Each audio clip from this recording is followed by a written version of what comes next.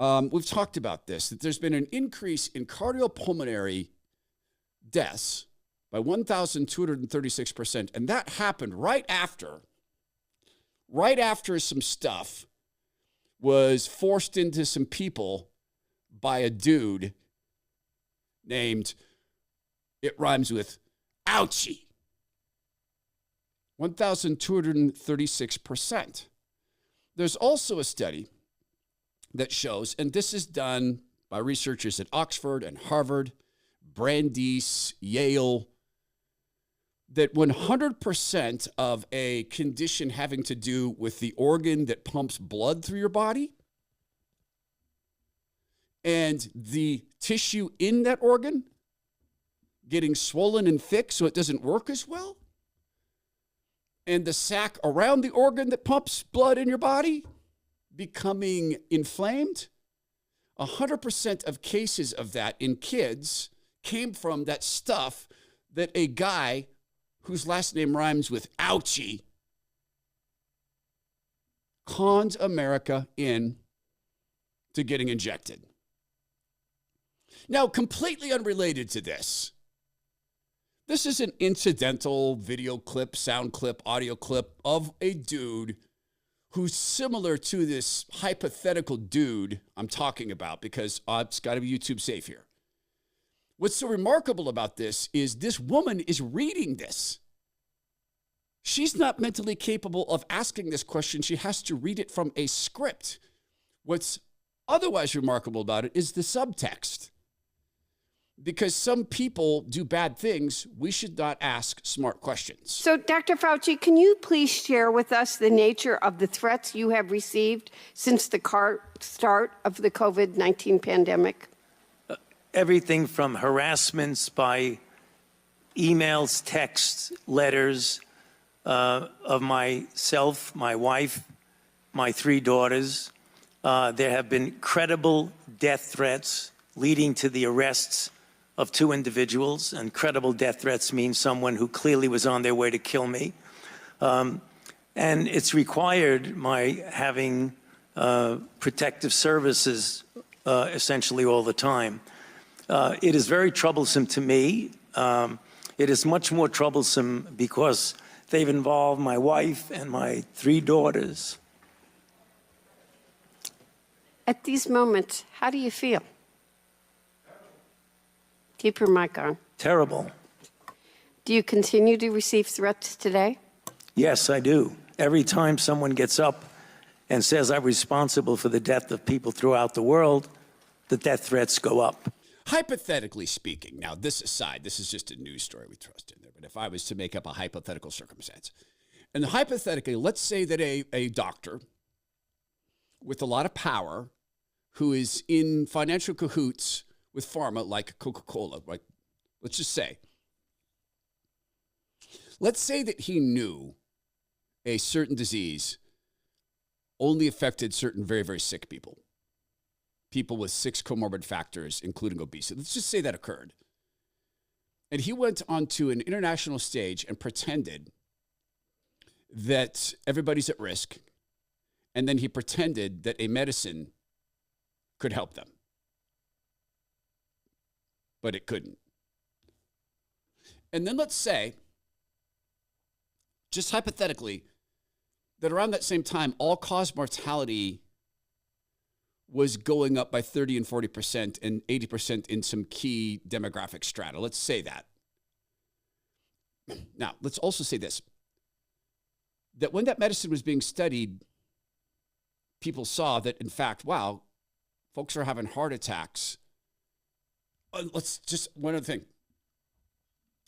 Let's say during the process of rolling this out, there was suddenly, let's say, young people having heart attacks and strokes. Would that then make that doctor responsible if he knew these things? Would it? Now, again, this is unrelated to this news event in D.C. We're just interspersing a kind of dark fantasy of mine. I'm thinking of writing a thriller. This is that same doctor. This is just a break. We'll just break for news now. Later is the issue of the 6-foot distance, and I made the statement that it just appeared, and that got taken at like, I don't know what's going on, it just appeared. It actually came from the CDC. The CDC was responsible for those kinds of guidelines for schools, not me. So when I said that it just appeared, it appeared. Was there any science behind it? What I meant by no science behind it is that there wasn't a controlled trial that said compare 6 foot with 3 feet with 10 feet. So there wasn't that scientific evaluation of it. What I believe the CDC used for their reason to say 6 feet is that studies years ago showed that when you're dealing with droplets, which at the time that the CDC made that recommendation, it was felt that the transmission was primarily through droplet, not aerosol, which is incorrect because we know now aerosol does play a role. Okay, just pausing from the news. I wasn't really listening to that because this is unrelated to the topic at hand.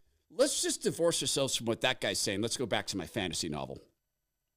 Let's say that that same organization, this very powerful so-called doctor-led, let's say that it was in possession of a massive study of studies, 6 or 8 randomized clinical trials where people had confirmed respiratory viruses, had them, no question had them, and side-by-side analysis of people who wore masks and didn't, and 100% of the time in all the tests in confined areas, in like walking to Mecca, that may have really happened.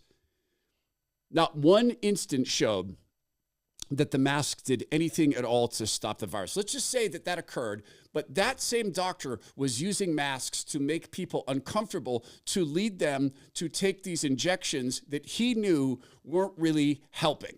He also knew were greatly dangerous, particularly for people who weren't at risk from this, I don't want to say, well, I can't say it because of YouTube, the illness. Would he be responsible for the deaths?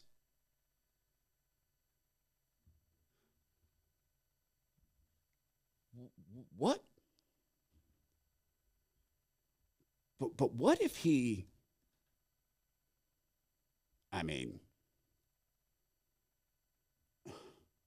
what if he created the flu?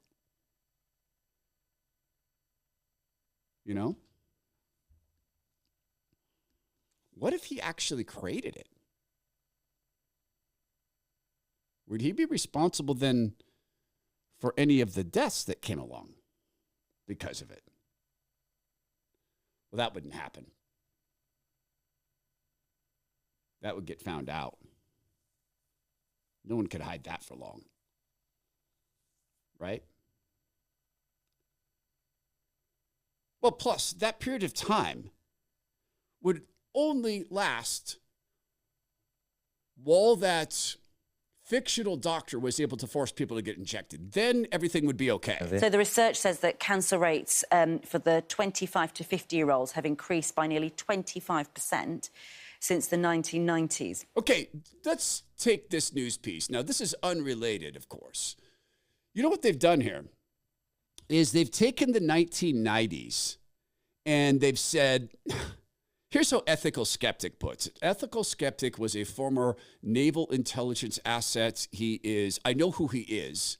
I've spoken with him. I had him on my radio show. I know his real name. I know his real background. I know what he does. He advises Fortune 100 companies on strategy and risk mitigation. He has consulted countries. Here's what he writes about this piece.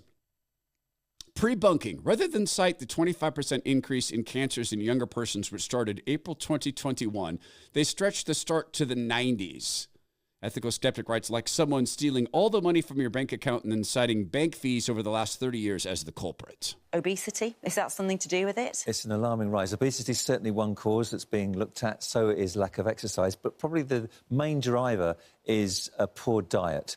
What's happening is that the gut microbiome, the diversity of bacteria that normally reside in our gut, are changing, probably due to a preponderance of ultra-processed foods. I heard some disinformation. This can't be true. Because the World Health Organization, or the CDC, says this is not true. But I've heard people interviewed on what was that podcast?